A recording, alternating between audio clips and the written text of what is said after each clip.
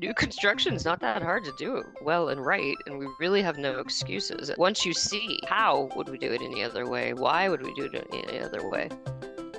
What if the buildings we construct today could solve the problems of tomorrow? Welcome to the Passive House podcast, where we explore the ideas, people, and practices transforming the way we build. Brought to you by Passive House Accelerator and the Reimagined Buildings Collective. Join a growing movement of builders, designers, and changemakers levelling up their practice and building the networks they need to thrive. Find free resources at passivehouseaccelerator.com and take it further inside the Reimagined Buildings Collective, our members-only community built for people serious about healthy, climate-ready buildings.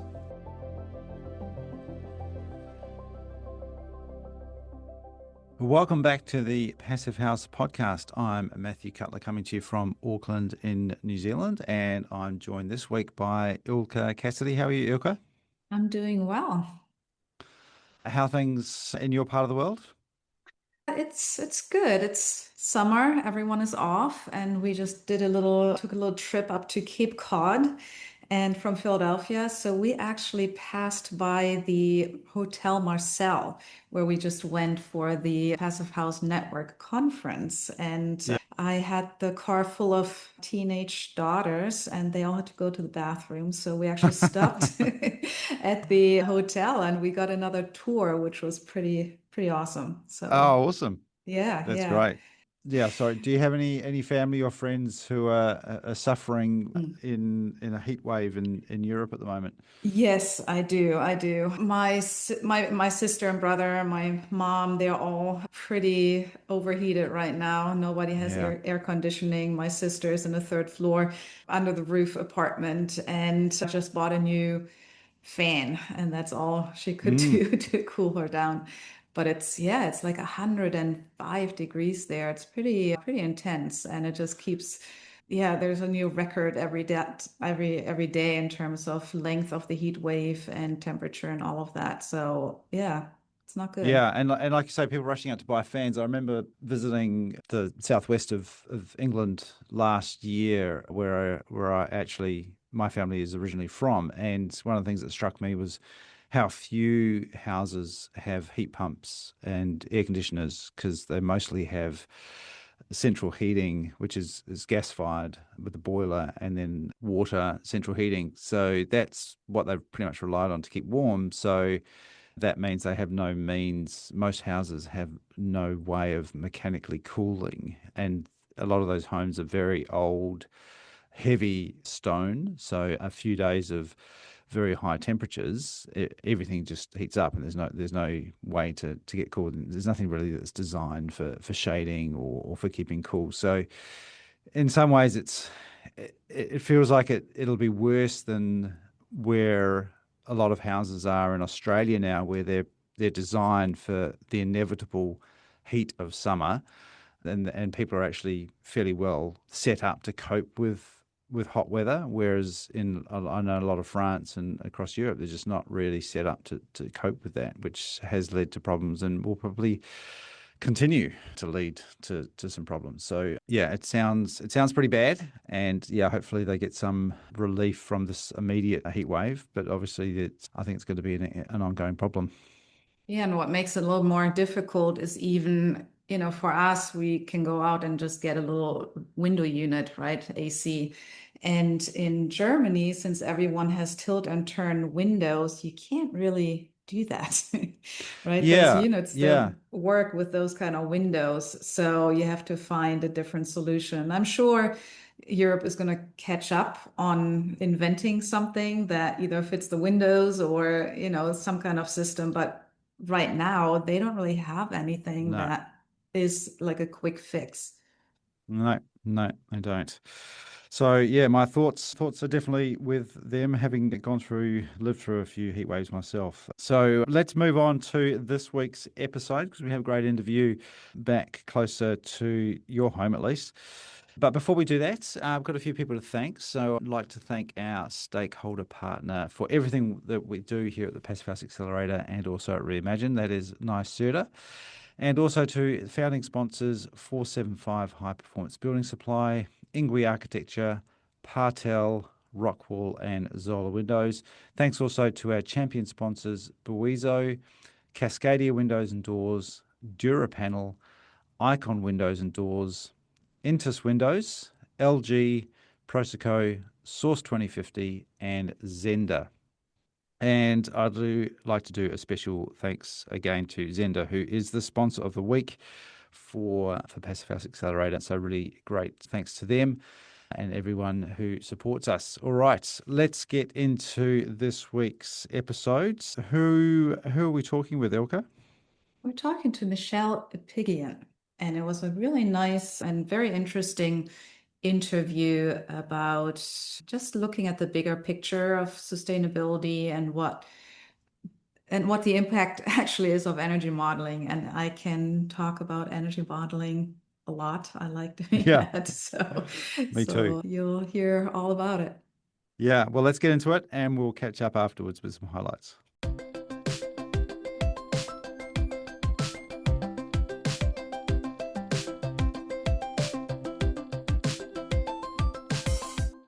Welcome to the Passive House Accelerator podcast. And our guest today is Michelle Apigian. She is Managing Principal and ESG Director at Icon Architecture. Welcome. Thank you so much. It's great to be here. Yeah, thanks for giving us some of your time. So let's just jump right in. Can you tell us about your path into architecture and what drew you specifically to high performance and passive house design? Sure. So I'd sort of always been interested in space, I think, and architecture without realizing it, even early as a kid. And when I was considering colleges, I contemplated going to architecture school at that point, but it felt too certain, too much of a decision too early. And I did the liberal arts thing, which was terrific for me. I ended up focusing on Asian studies and spending time in Japan, and also doing a lot of kind of exploring education and psychology. And so all of that kind of fueled and furthered my interest in a more, I think it helped clarify it. And being in Japan in particular helped hone how drawn I was to just beauty and order and thoughtfulness about what we have down to every last detail. It was something that clearly the Japanese are still living by that code and ethic in life, and it just blew my mind, not to mention the craft and the ancient heritage and the tradition. So the whole of it, right? People and history and how we kind of come together and celebrate those different cultures, et cetera, was always kind of interesting to me. And so when I ultimately did land in architecture school, I was starting from the beginning. I didn't have that kind of architecture background from undergraduate. So as I got going there, there's a lot to learn about design, and there is a reason I think I'm still discovering why so many architects are still peaking in their like latter portions of their career, right? You just keep learning, and you just keep figuring out how to integrate things, and it's never the same. And so I, kind of true to form, was unsatisfied with just architecture. And while in graduate school, determined that I felt like I needed to add in urban planning in order to kind of better understand the context of what we're working in. What are the drivers, policy, financial, and otherwise. And I don't think I understood that. I just kind of I didn't really get it, but I definitely knew that we weren't working in a vacuum, and it's not just art in my studio. And that was important to me. And so from there, I ended up landing at Icon because one of the still professors there in the Department of Urban Studies and Planning, Dennis Frenchman, was one of the founders of Icon. And all of the founders were originally urban planners and architects. So that culture and that kind of ethos of community and culture was always there. And I ultimately landed at Icon out of school because I was really drawn to the fact that that was underpinning the work, and there was kind of a mission, if you will, and it continued to be the case throughout my early career. And what I sort of early on began to observe and discover was the sustainability piece of the equation, which I wasn't really a big focus in school yet. As I graduated in 2000, it might be worth noting, I'm older, and we were talking about it for sure, but it was pretty light touch, and it definitely didn't have the data or the science at the same level behind it. It was not as integrated, and I could see that this was a problem, but I didn't exactly know how to get at it. And ultimately, it was a competition that really brought it all together. We were the Devons, which is a state facility, military-ish, quasi-military-ish facility in not far from Boston, had a competition. They have a ton of land and were interested in understanding how they might develop it. And they had a competition for a net zero community. And at the time, net zero was truly a newish buzzword. And I was just beginning to, I had just recently, in the last maybe year or two, been talking about what it takes, what it takes to get to net zero. But in selecting the team for the competition, we identified a mechanical engineer that was known for high performance and with whom we'd never worked. And they came to our first kickoff meeting, and I'll never forget. It was like this moment, this lightning bolt moment where I said, I don't, what do you need to do? Like, how do we begin together? And he said, well, the first thing you need to do is design a low load building. And I said, well, how do we do that? And he said, well, you have to have a high performance enclosure. And I was like, well, we can do that. And so just sort of understanding in a way that I just hadn't processed that we can decide and determine how much the building has to work to do its job by the design. And that was the moment. And from there, I shortly thereafter became acquainted with Passive House as a standard only through Germany at that time. At this point, we're now in the early 2000s. It was probably 2008. And when that competition had come out, and within a year or so, we had someone coming to us, a client who had a very unusual, he was not a developer, and I think that was also key. He was kind of what do they call it? The unicorn. The person who wanted to do the right thing had this once in a lifetime opportunity to develop something and wanted it to be outstanding and had no preconceived notions of how to get there. And so we got back with that same engineer and we began to design the Distillery North, which ultimately became the first multifamily passive house building in Massachusetts. And it didn't get completed. I said that was 2009-ish, 2010 we really got started. It didn't get completed until 2017. So in that 7 years, it was slow. I watched, we instituted a sustainability team in our office. We joined the 2030 commitment in 2016. We started reporting and tracking EUI and quickly, and I became a CPHC in 2015, actually. And I was the first in our office. And I quickly realized that energy modeling was critical and we weren't generally doing it. It was not in our hands. It was in the engineers' hands. If it even existed. And we didn't hear about it. And we certainly didn't know what moved the needle at all. It was a bunch of numbers in a vacuum. And so having gone through the CPHC training and having founded the sustainability committee with our now director of sustainability, Gabby,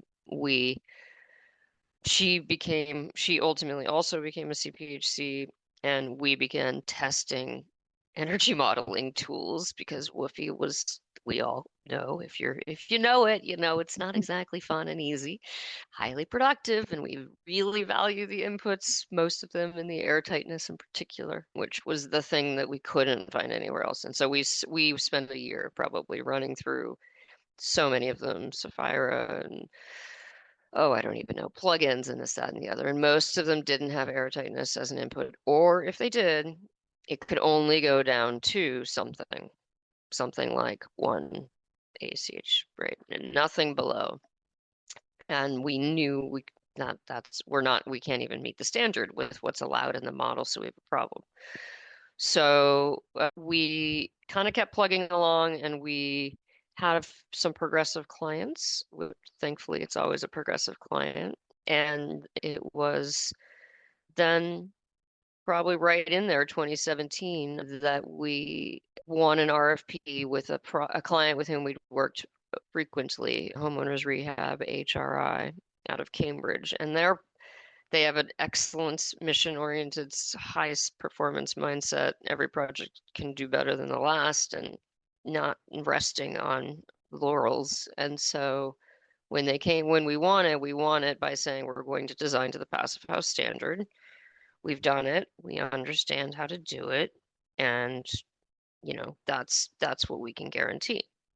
And as we got sort of into DD, they brought on a contractor to begin to help us with pricing, and we were gobsmacked to be finding that the 2 inches of continuous insulation that we had been carrying, and the triple glazed 0.15 U-value windows, etc., that we were carrying, and the ERV that we were carrying was not required by code to be in the entire building. We're not breaking the bank, and no one was saying, hey, we need massive VE. And so at a point now we're in DD, and now I'm thinking, okay, I know energy modeling is important, and I know that I can't just use my experience and our history on the distillery to understand the right thing for this project. We need energy modeling, and we asked the clients if we could solicit some very targeted energy modeling to at least test our thermal assumptions and make sure that we were on track. And that proved to be awesome because the building had horrible orientation. Well, it still does.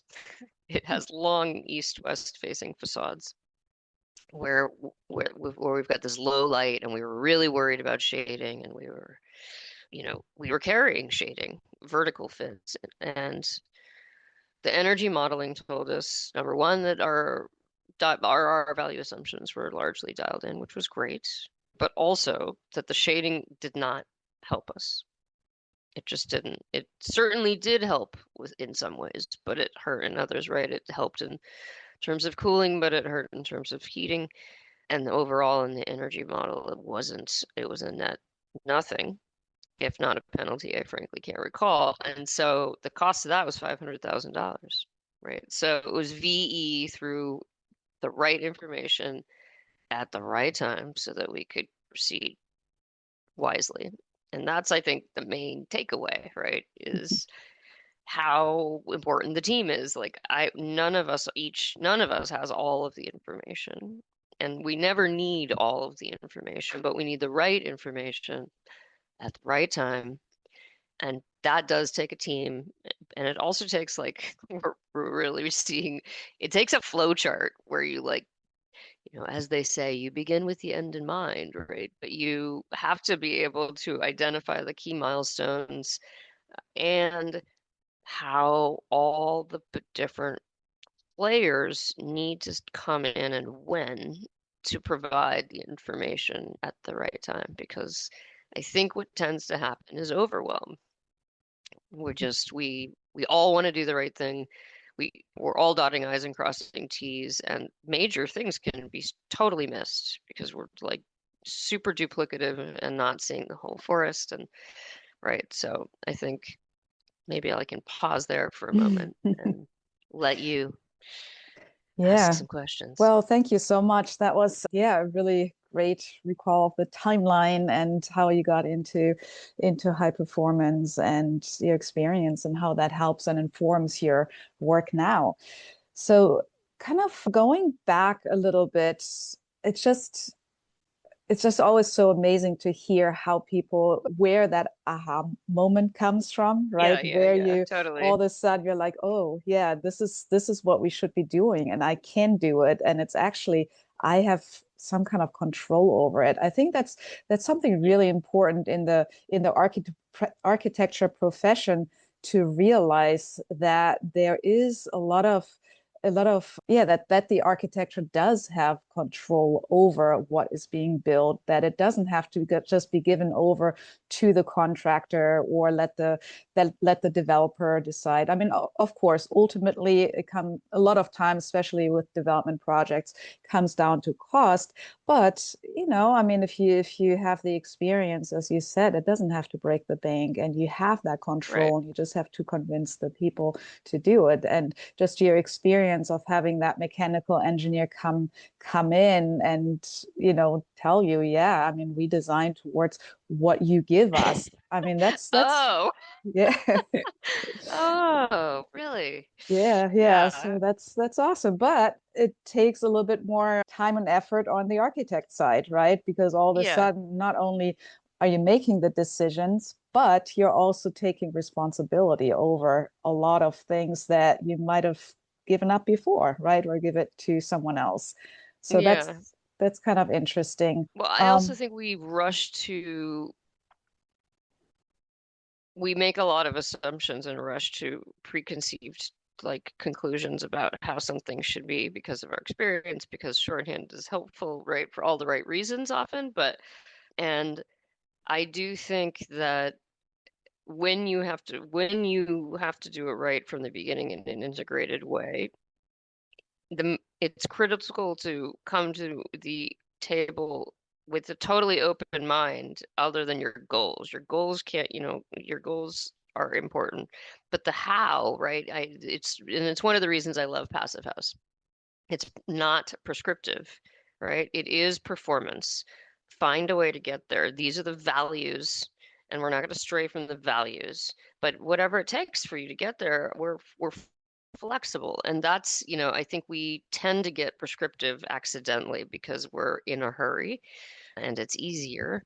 And Mhm. then we close the opportunity for the like quick input that, hey, you don't necessarily have to have the condenser sitting outside the building. We might be able to use a totally different system that avoids a condenser, right? But I don't know that if we haven't had the conversation first. Yeah, and I think that's a really good point, that maybe that's sometimes a misconception too, that Passive House has to be rigid in a way, but there's just, I mean, it's a big puzzle piece, especially if you work with an energy modeling software. And I kind of disagree. It is fun in a way. I love the fun. I was going to say you use the word puzzle, and we in our office use it all the time, and I have Mhm. to believe it's probably true in our profession. Mhm. It's a puzzle. Every project Yes, is a fun puzzle, and it keeps exactly. going. Like, at Yeah, first you're packing the site, then you're figuring out how it fits into the whole, then you're figuring out the details, then you're figuring out how to build it, and then yeah. and we love that, right? That's what Mhm. makes it fun. Yeah, and usually the clients actually get into it too, right? They They've do. never heard of energy modeling, not that they never heard of it, but they haven't really had close insight into energy modeling before. And all of a sudden it's like, oh, why don't you try this out and this? And how rewarding those green check marks are. It's kind of Oh, so amazing. rewarding. So rewarding. Well, and as you said, it comes back to, wow, we have power. And as I say to my team, where do we have agency? Let's not spend a lot of energy, literally, time, mental anxiety on the things that we truly don't have any agency over. Like, I can't control the fact that the stormwater tank has to be, 5,000 square feet and take up all that real estate in the site. I just can't. We got to land it, but I'm not going to argue with that one, right? But we can, right, control the enclosure. And in the energy model, I guess, to like, one of the things that we really appreciated is the evolution in Massachusetts, which is certainly not nothing, and I'm sure you're familiar with it, but I think one of the key things that happened in Massachusetts is that when we were in design, actually in about to start construction, I'd probably say on Finch, the Mass CEC, the Clean Energy Center, instituted the Passive House Design Challenge. And that ultimately funded 8 affordable housing projects that committed to doing Passive House. It was built on what Tim McDonald was doing down in Pennsylvania.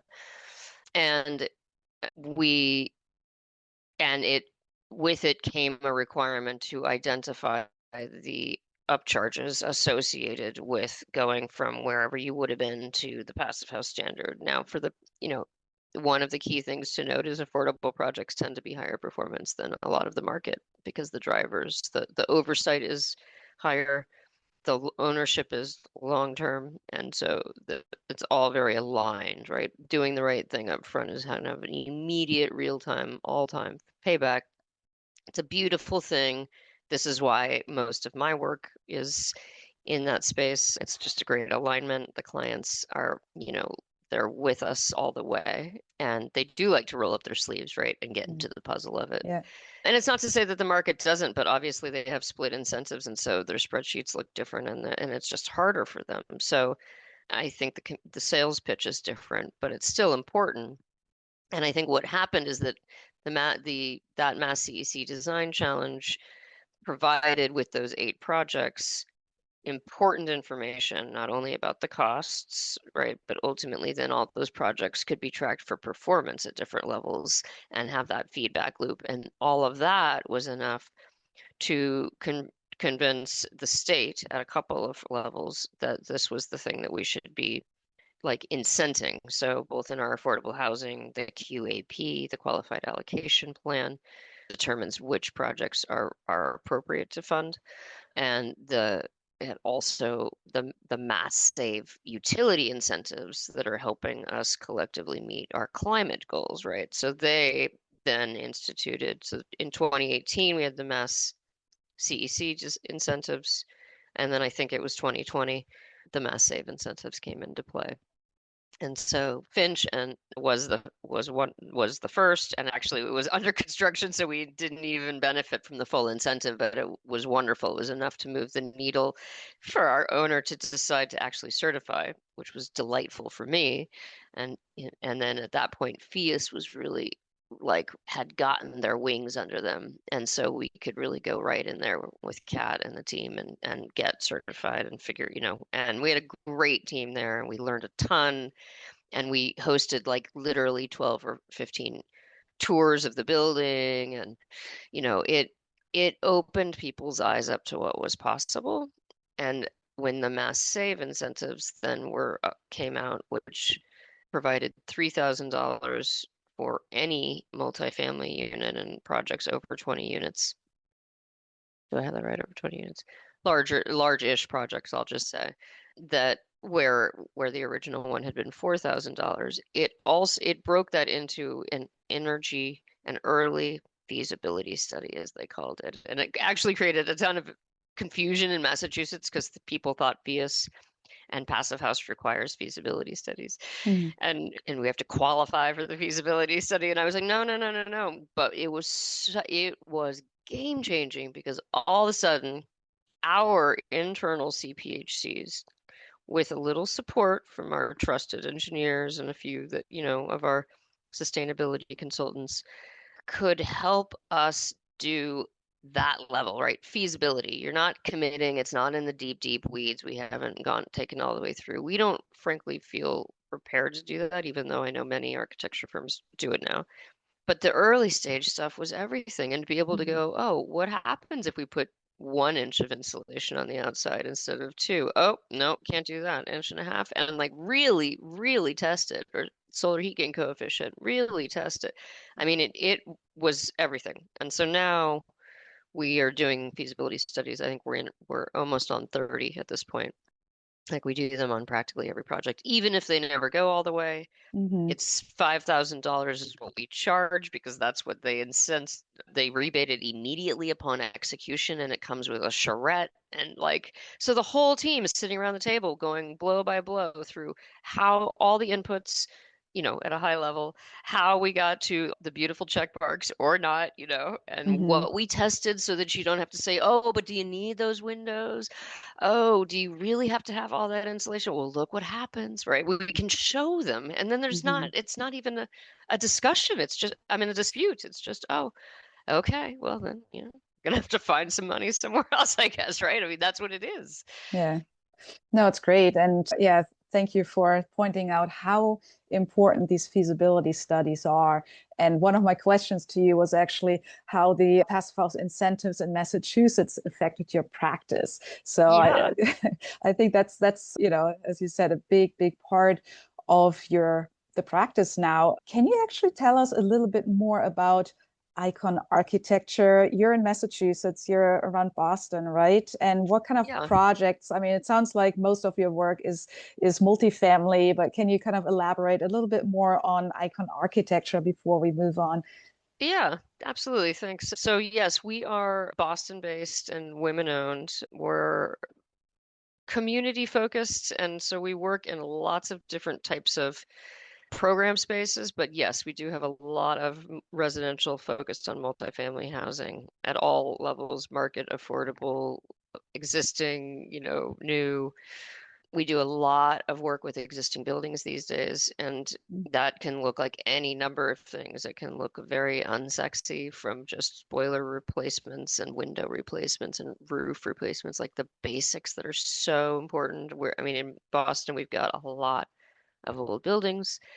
And I think one of the things that we've seen is that new construction is not that hard to do it well and right, and we really have no excuses. And that's kind of been where we've been for about a decade now. Like once you see, oh, well, how would we do it any other way? Why would we do it any other way? But with existing buildings, boy, is it tough. And so we also have a institutional practice that works a lot with municipalities and a lot with higher education institutions. But the program can really vary, because what is needed in an existing building today on a college campus or right in town at what was the former theater or the former, school is no longer, right? The program changes, and so they've got to pivot. And so we're really excitedly involved in programs that involve all kinds of, youth focused spaces, community focused spaces, learning spaces, right? That are very atypical of maybe the conventional. And but sustainability is still relevant. And so when it's new and you can kind of think from the ground up, from the outside in, boom, all right, it's really quite a different thing. When it's all already there and you're trying to work around it and then add in it's occupied or it's historic, and we're doing a lot of that. And we love those buildings. I mean, we love them. If it's occupied, my gosh, it's couldn't be more fundamental. These people, largely, if it's occupied and we're renovating, they're living there, right? So this is their home.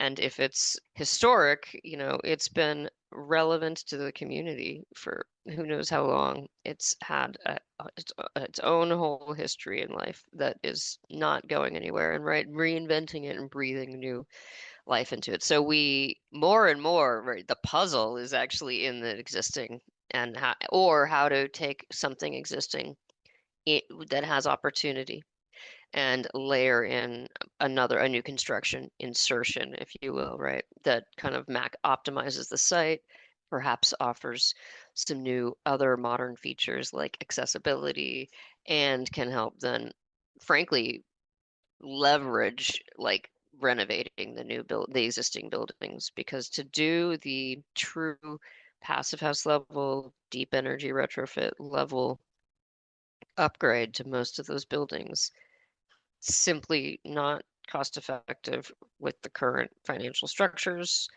and it doesn't have the payback with the current financial structures. And we are actively struggling with clients every single day right now as to how are they going to be able to literally just do basic capital improvements, right? Let alone, please don't replace the boiler with the same old thing and not have touched the envelope. Please, like, can we do it in the right order?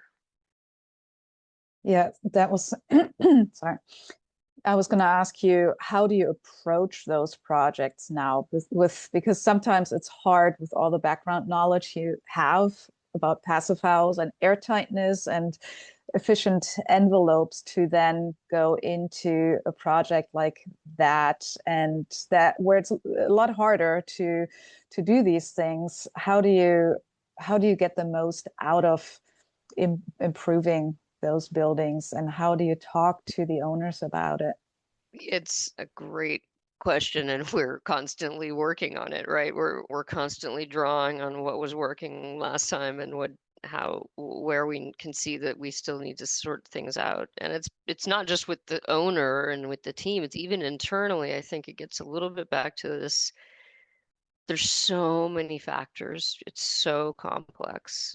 Forgetting just on the design side, of course, there's how does it look and work, right? But there's also, right, the structure, the systems, the path to get things from one point to another inside an existing building. And if it's older in this area, it very well may be concrete, or masonry of some kind. And then it people get overwhelmed. So I think part of our role really is not to solve the problem, it's to help people understand the problem in a way that we can move, bite our way down through dinner, right? And get to it. And it's just, so I mentioned flow charts earlier, but it really is with an existing building, we have a whole bunch of versions of matrices that try to talk about sort of what's absolutely critically necessary, like what are your capital needs, what are the code triggers, which are just critical, and there are accessibility code triggers, there are fire protection and electrical code triggers, and then then you get to what would you like to do, right? And in the first two, unfortunately, cover so much ground that often, even though we all want to be in the last category, how do we upgrade the envelope? How do we really do the best we can? We end up finding that we've either got to take it incrementally because the cost is so astronomical, or because it's occupied and there's, we've thinking through that cycle of scheduling and accommodating people, right, is just too complicated, right? There's so many layers that we often aren't getting to that dreamy thing we're hoping for. Hard, but hoping for, right? Yeah. And I think that's part of it, is sort of being real about it, and not, I think we tend to leap ahead and then realize actually we're never going to be able to do that. Well, and I think it's also really important that, I mean, it's all about the big picture thinking, right? And there's so many pieces to sustainability, or something that works for a long time. So even if you build the best envelope in the world, if people don't feel right in the space because it's not set up, or from an urban context, it's not really usable, then there's no sustainability about it, right? Because Right, then kind of doesn't matter if it's green, right? Exactly. If no one uses it and it doesn't Yeah. function well. Yeah. Exactly. Yes. So sustainability is such a funny, I love I love it all, but it's a loaded term and it means very different things depending Exactly. on what I'm saying. Even in a Yeah. moment, I might be meaning different things. Well, but There's cultural sustainability, there's environmental sustainability. Financially, though, these projects have to pencil out or they never get built. And Yeah. so it's almost baked in that it's got to be financially sustainable, right? Yeah, but sometimes it's easy to kind of lose track a little bit, right? I mean, I fully agree that, the passive house envelope and everything is super important, but there are so many, as we said, so many pieces to it. And I think the big picture thinking, I mean, coming from an urban design background, and I went to school in Germany, and urban planning is a big part even of your just architect's education. Right, you guys don't distinguish as much, right? Yeah, I mean, we start out together and then you can kind of specialize one way or the other. But there's always, I mean, we always had to do a lot of assignments that had to do with urban planning. So I think it's so important to start out from that perspective, because people have, I mean, the spaces around the building are as important as the buildings themselves. And if you look at it from that broader picture and define sustainability or efficiency, or however you call it, from a different perspective, it's just kind of, it's important.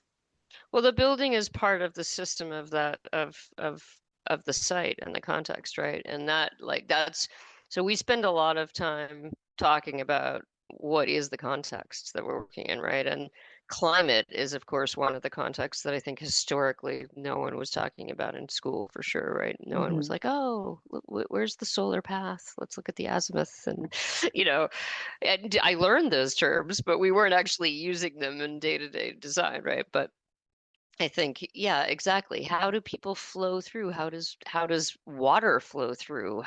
Right? If we don't, those are the baseline things, right? And then you get into the building. And I think you're right. We forget the roots of it all and we go right in, right? We're so excited to dive right in. Yeah. Yeah. So how do you get your team on board? Like, what would you just kind of, let's stay on the kind of higher level. What kind of changes would you like to see in architecture and in construction industry to accelerate adoption of passive house, but maybe even like the broader thinking of what's important in a building besides cost? Yeah. I think part of it is I feel that there is a shift happening. I love to use the word, the craft of building. I do think that construction and the trades have long been undervalued, and not only is it fun, and we all can picture ourselves and others as kids, we like things like that. We like building and creating, and so I think it's a shame that the Europeans seem to value craft. It seems to be baked into, your culture. And I think Americans are learning maybe to revalue craft is one of the things I'm hoping for. And I hope the rest of the world isn't losing theirs because the Japanese, moved me deeply in that regard. But I do think it's that. And when you feel that, you take the time, right? You're not gonna you're not gonna be as likely to cut corners, to make assumptions. And I think it also hopefully takes, because there's sort of an accountability and a respect and a value associated with all of that. You don't have to have an ego in it, right? Because I think the ego comes when we feel defensive because we don't think that people value what we're doing, right? And I will say, like, I walk around the job sites and I'm fascinated watching the person caulking the storefront, like, and caulking is like a very important craft. It's important that it be done well for the performance of the building. It's also important that it be done well for the aesthetics of the building, right? And we don't tend to value that, but it's slow and it's methodical, and like, so if people feel respected and valued and see that, then they're not going to feel rushed, pressed, defensive. And then when we ask questions, we're really like in it together. And that's sort of the culture we're working on at certainly in our office, but I think it's really true in our architectural community in Massachusetts. There's really a culture of what's working, what's not, where are the impediments, and where are your pain points? How, share more, here are mine, let's figure it out together. It's one of camaraderie. And I think that that's kind of been what's missing. There's been a bit of a, you know, there's not enough out there and we've all got to, go after it. And I don't see it that way.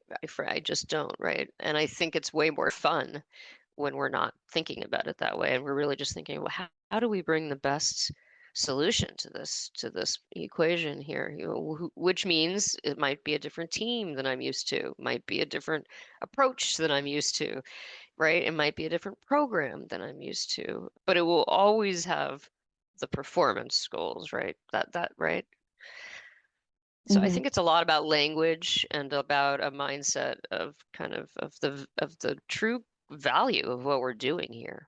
I think people lose sight of how Yeah. impactful, right? Like you were saying, spaces matter. You Mm-hmm. you know which cities you like, which spaces you like intuitively. They matter. Yeah. And I think we as a profession know that. It's kind of our role to help other people process the impact. And if they don't, then show them, tell the Mm-hmm. story, or use the illustration, or show them the impact, right? Because they need to see it. Well, and that really goes hand in hand with passive house construction, right? Because air layers are the perfect example, because you can't achieve air tightness without first knowing what it is, how it Right. works, how important it is, and then taking the time to really do it. So, yeah. And that's why we love mock-ups, right? Mhm. Like we love to see it tried before first, and oh, how did it work to get that window in and taped and sealed perfectly? Huh. I'm not sure we want to do it that way 400 times. Like Mhm. those are really useful.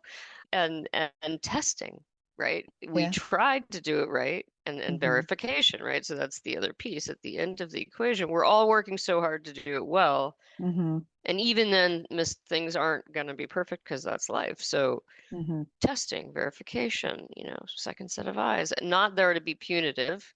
And that's it. Then, like it's a continuation of what I was just describing. We've definitely had some teams where, the rater's out there and taking notes and says nothing to anybody and, doesn't issue much. And then you're like, oh, why didn't you tell us that there were those 5 problems you observed, right? Like, what is that? That Yeah. is not fruitful. Yeah. So really just, again, communication. Yeah, and especially on retrofits, right? Because new build for sure, need to know what's going on site, but retrofits, you don't even know what's behind the walls at the time you're drawing the building, right? So there needs to be a Right. lot of So many assumptions, back right? and forth. Yeah, yeah. So you need people that have a good, yeah, that can observe well what's going on and communicate that back to the office, to the architects for sure. So let's talk about the retrofits that you have done. You mentioned Salem Heights. Did that achieve Passive House certification? I don't actually think it was certified. It was a really interesting project in that, again, a highly progressive, experienced client in preservation of affordable housing, POA. And so an existing occupied high rise, and it was masonry. And the intention was to largely address the capital needs and do the best we could with the thermal envelope from the interior because it's a tall masonry tower and we weren't imagining that we were going to try to create a whole new skin. But when we arrived at the building and began to investigate, we found out that it had unfortunately been built without any relieving angles, and so it was actually unsafe, and we had to take all the masonry off the building. And so suddenly it became an opportunity. Mm. Wow, we have to reskin the building, right? We would have never had the chance. And then we had the chance. Now, that said, no one was expecting to reskin the building, and that cost a lot of money. So that detracted from other needs. So it ended up being a massive balancing act, right? And to, again, some of what they hoped to accomplish has yet to be done and will be done in the world of capital needs. But they were able to say, no, our priority must be, because the systems are in trouble, the thermal envelope and the systems, right? They understood that we didn't really have to convince them, and they have a portfolio filled with high performance buildings, and definitely at this point, I imagine, I'm not certain, but a number of passive house buildings. And they were sold on what they wanted to accomplish, and then it was a matter of how. And that really became a challenge because this is a great example of what I was describing earlier with how do you upgrade systems Mm. and find routing solutions that are plausible in a project like this. And in particular, this is where ventilation is really the big challenge most of the time. There's usually, dare I say, always a heating system in our neck of the woods in every building. So there's a path for something. I'm not saying it's ideal or whatever, but somehow it's getting delivered, but very frequently not cooling. Historically, that was more of a challenge with heat pump technology. That's one great benefit is being able to accomplish both, and we need the cooling, especially these days. I think, 50 years ago, that wasn't so much the focus. So that solves that in theory, and plumbing is plumbing mostly, right? I won't get into the nuances of all electric hot water because that's not pertinent to Passive House per se, but ventilation is just a bear, and finding a route for actual ducts of some size for air for in and out, right? It's a lot. And so in this case, and it often is the need really, they ended up being a unitized approach, an approach that could manage heating, cooling, and ventilation by unit. And in some cases, because those unitized systems are not really designed for very large units or spaces, I guess I'll say, more than one per unit. And, it's functioning, and it looks beautiful, I think, and I'm sure there's more to come. And I really frankly should go back and see how the performance is going. But it was a long journey, and I Yeah. feel like it's sort of partly undone still. Even, people have been living there all along, Yeah, but yeah. Well, what's great is everything is an opportunity for learning too, right? I mean, nothing gets achieved on the first try. So no, whatever gets done is a step in the right direction, and then the next one will be improved upon the old one. yeah. So my question was actually going to be if you've seen a lot of changes and development in systems and components and everything addressing passive house or envelopes or, efficiency. If there was something that you could wish for right now that would solve a lot of problems that you could just say, here, industry partners make this, what would it be? Okay, I will say, in addition to the many more options for the unitized system that I Mm-hmm. just referenced, Yeah, because we just exactly. need them. We Mm-hmm. definitely need them, Yeah. but they're in the works. I know people know we need them. Mm-hmm.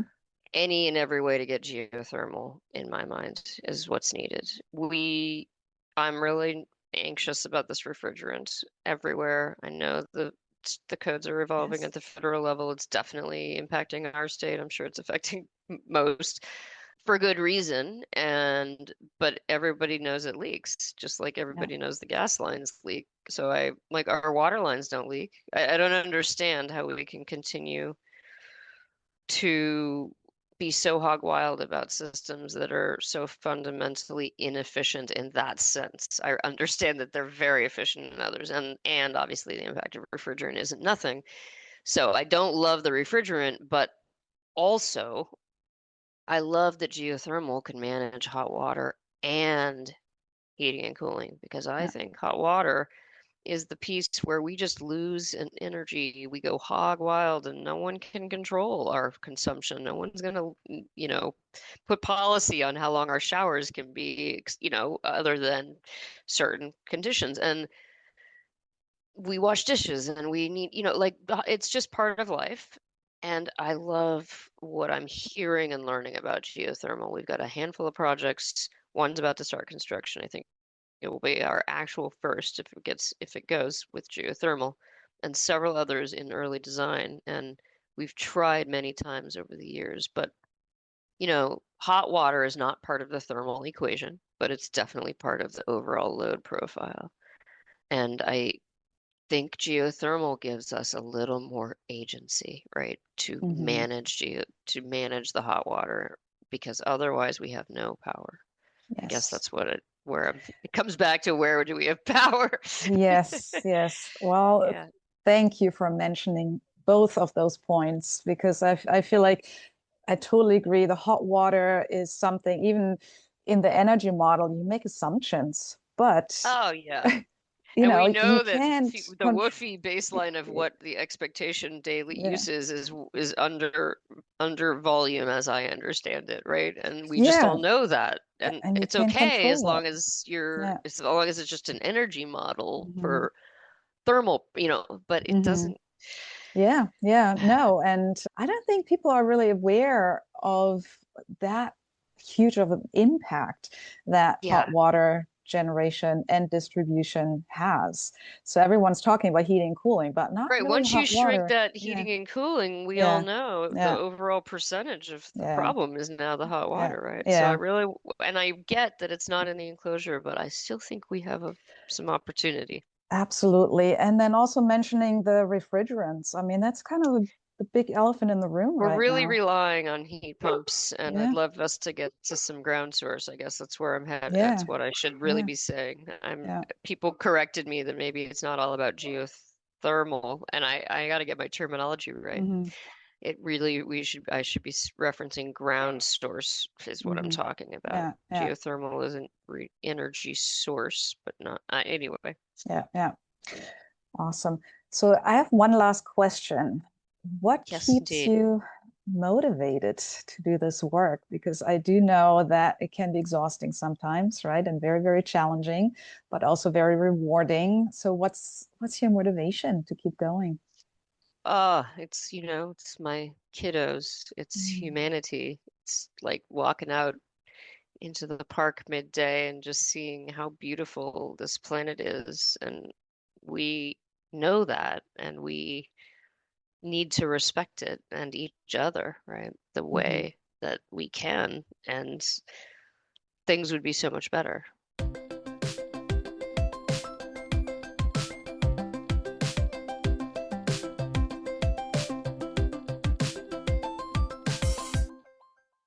And that was Michelle Apigian. And yeah, as you said at the top, Ilka, some really great thoughts and reminders about the value of energy modeling, which I think is something close to both of our hearts. I'm certainly spending a lot of time here in the sector, in the construction industry, talking about energy modeling, kind of introducing it, because I think, as you both alluded to in this episode, we talk about it a lot and we don't always appreciate that some people don't know what energy modeling is. And one of the things I'm grappling with when I'm talking to architects and builders is overcoming a sense that it's something that's really specialist and expensive. And it certainly has been specialist. And I thought it was interesting hearing to Michelle back in the early days doing all that research and looking around at what models and software were available and having to do all that work, as we often find from some of these early adopters. They've got to do some of the legwork. I think things are settling down now, and you have the improvements in things like Woofy, Passive, and other modeling softwares that are more accessible. But it's really important that we also bring clients along with that journey. And I think Michelle had some really good examples how she's used energy modeling, not just to verify a design's performance, but to use it as a decision-making tool. And that's something that I'm really trying to reiterate quite a lot here. Yeah, and I think it's so important to hear what kind of a difference the Mass CEC and Mass SAFE incentives have made in terms of, yeah, focusing on the energy modeling, the feasibility studies and energy Mm, modeling in the beginning of the project. And I totally agree that energy modeling is seen so often as this additional thing that you have to do or that you might not want to do, or there's no time or no money, but yeah, you kind of forget sometimes how valuable it is and how much quicker you can actually make decisions because of it. So yeah. having those incentives that just kind of takes that question if you need it or not completely away, and you just do it, and then once you do it you have those answers. And I think whoever has gone through that process of using an energy modeling as a decision making tool is probably always going to do it again because it Yep. makes everyone's life a lot easier. But that being said, I do think that energy modeling, sometimes if you are not experienced using it, could be a little bit misleading as well. So I think that you have to have a good balance between experience and using an energy model to make the right decisions moving forward. Yep. Yep. Absolutely. I mean, I'm facing that now when I'm getting the opportunity to look at, I guess, to review some people's models, and as part of that, I also get to look at some of their recommendations, and I guess that's where the craft, and actually Michelle talked about craft. If we're going to bring it back, think about the craft of energy modeling. It is a very scientific process, but the experience comes from figuring out where to go once you've done the initial model, and to say and to sort of have some idea of where the gains are going to be made, whether you're trying to optimize mostly for summer or winter, or usually both.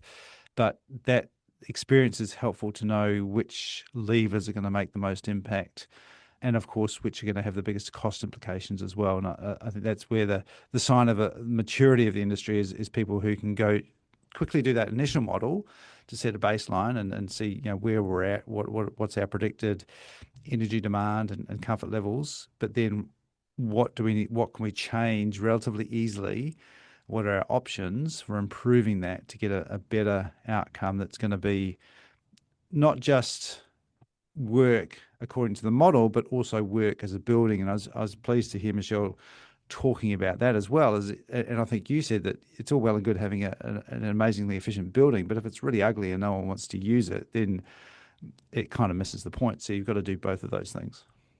Yeah, I like talking to her about the bigger picture, about the urban planning part of design, because I think we talked about that the spaces in between the building is equally important, right? And the whole, how do you use a building and how do you move around outside and inside of a building as well? So we cannot forget about that.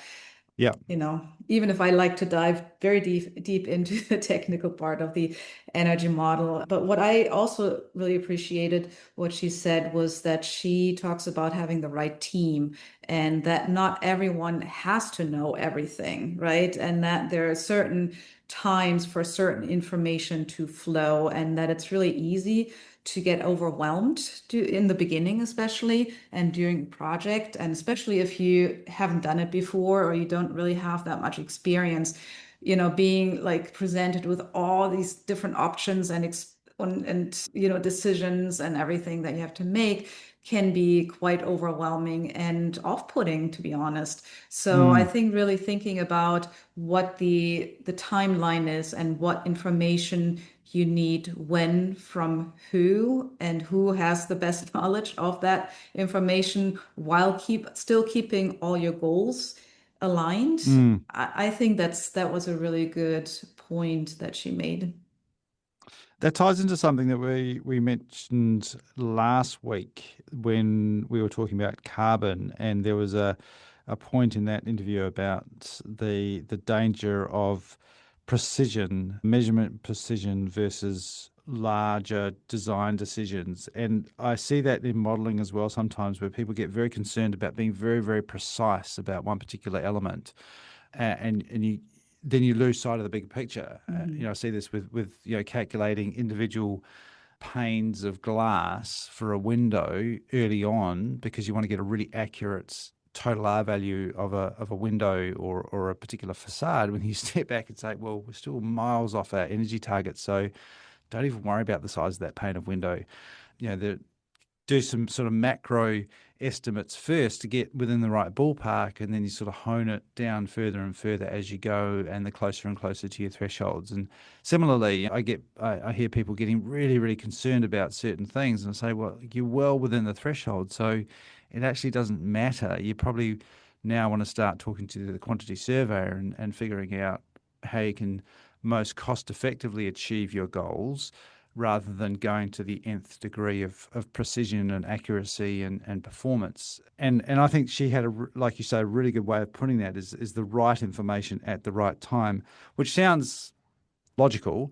And I guess that's the sign of a good team, like you said, but also a good project manager and someone who brings that team together to coordinate all of that, so that you do have the right people with the right information at the right time, which, that sounds like the makings of a good project.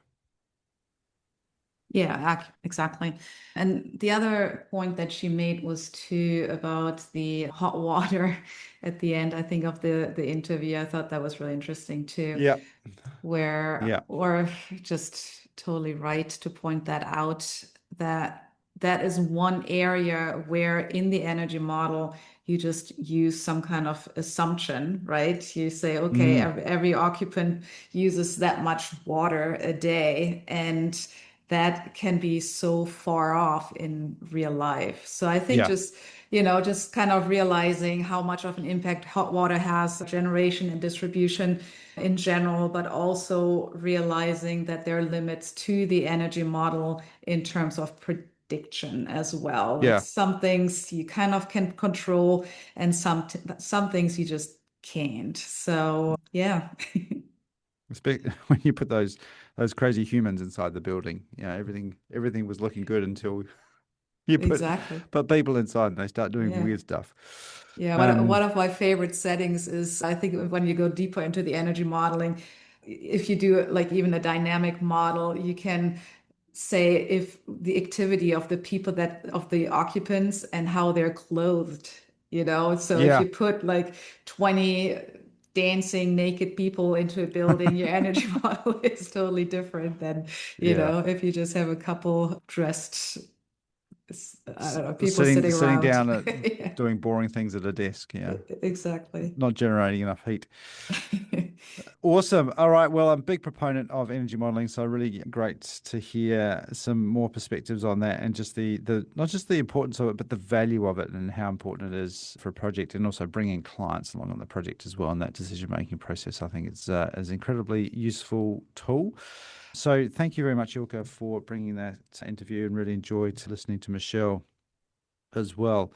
Now, we are on a bit of a summer break at the Accelerator at the moment, so they're taking a bit of a break of Passive House Lives, but we will be continuing on with the podcast throughout summer. So tune in again next week. It'd be great to hear you all. We'll be back again on the Passive House podcast.